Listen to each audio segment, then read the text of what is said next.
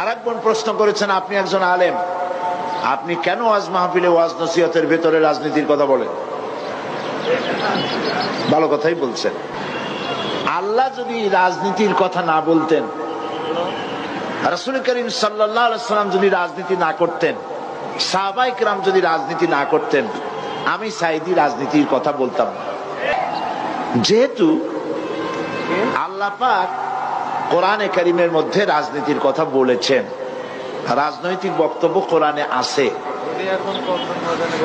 তো আমি কিভাবে রাজনীতির কথা না বলে পারবো?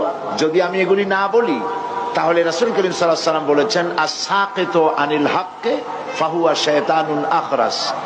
যে ব্যক্তি হক কথা বলে না, জেনে হক জানে অথচ সে বলে না, সে বোবা শয়তান।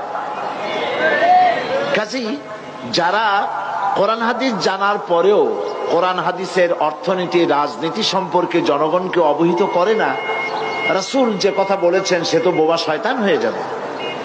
তো আল্লাহ পাকের রাসূল রাজনীতি করেছেন, রাষ্ট্রপ্রধান ছিলেন।